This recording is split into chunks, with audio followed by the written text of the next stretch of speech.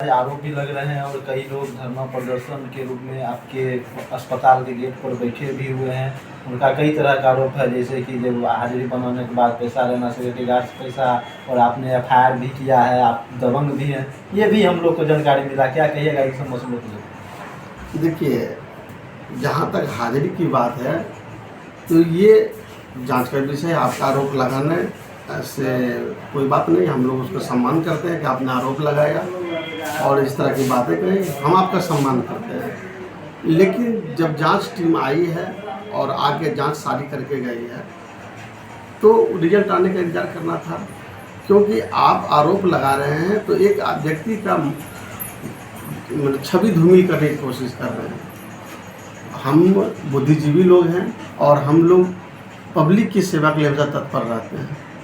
ऐसा आरोप उन्होंने क्यों लगाया ये हमें नहीं पता, बट ऐसी कोई बात नहीं है और ये तो जांच का विषय है, जांच हमारी टीम करके गई है। अच्छा, ऐसी कौन सी बात हो गई कि लोगों को धरना प्रदर्शन पर बैठना पड़ गया? अगर आपके विचार से कोई ऐसी समस्या या कोई ऐसे लोग जो हैं जो धरना प्रदर्शन में शामिल हैं, आपके साथ किसी तरह का व्यवहार, कोई दुर्व्यवहार?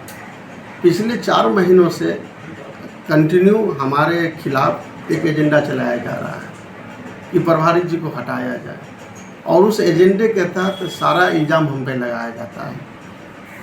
जो भी संस्था में लोग हैं, अगर वो ऐसा बोलते हैं तो हम दोषी हैं, लेकिन ऐसी बात कुछ आई नहीं और जांच टीम करके गई है। तीसरी बात है कि आप किसी व्यक्ति विशेष पर आप इस तरह से प्रहार करना, हमें लगता है कि ये कुछ अच्छी बात नहीं है। हमारा भी मान प्रतिष्ठा है और प्रखंड का भी जा रहा है और प्रखंड का भी जा रहा है, और जो पब्लिक यहाँ की है वो बहुत ही अच्छी है, बहुत ही प्यारी है। वो आते हैं, इलाज करा के जाते हैं।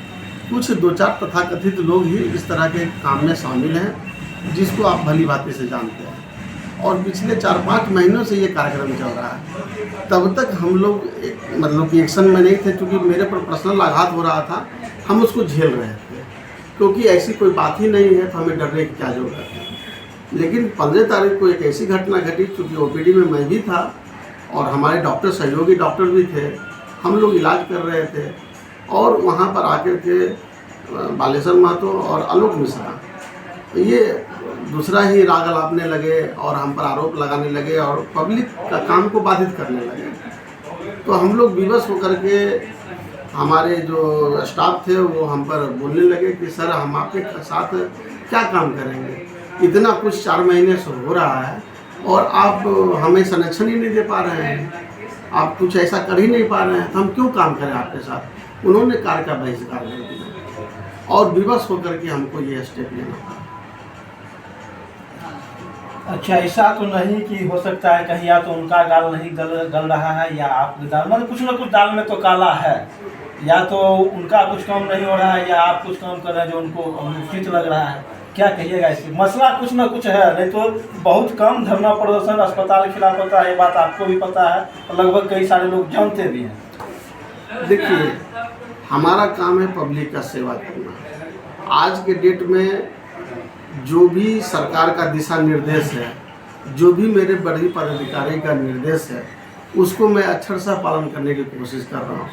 यहाँ से पुर्जा बाहर नहीं जाता है, किसी भी बाहर दुकान को मेडिसिन के लिए प्रेरित नहीं किया जाता है। इंजरी में हम लोग पूरी तरह से मुस्तैद रहते हैं और यहाँ से जो भी रेफ़र होता है पेशेंट, हम लोग की पूरी कोशिश होती है कि वो जिला तक पहुँच जाए। हो सकता है इस बीच में जो बिचौलिए हैं उनको कहीं ना कहीं नुकसान हुआ है, और अभी कुछ दिन पहले हमारे सरकार के द्वारा दिशा निर्देश था कि सभी जगह जाके छापा मार करके जो भी अवैध क्लिनिक है उसको बंद करना है। हो सकता है उसका भी रिफ्लेक्शन हो, क्योंकि हम यहाँ के नहीं हैं लेकिन हम यहाँ काम कर रहे हैं, तो हो सकता है उन लोग को ईगो हुआ हो कि एक बाहरी आदमी आकर के ऐसा कैसे कर सकता है, जो आज तक कभी नहीं हुआ। लेकिन हम ऐसा कुछ भी नहीं कर रहे हैं। जो भी सरकार का दिशा निर्देश है, जो भी मेरे बड़े पदाधिकारी का दिशा निर्देश है, हम उसका अक्षरशः पालन कर रहे हैं और पब्लिक की सेवा के लिए हम दिन रात एक किए हुए हैं। और आप इनका देखिए साफ साफ कहना है कि हम पब्लिक की सेवा के लिए, हम पब्लिक का सेवा कर रहे हैं।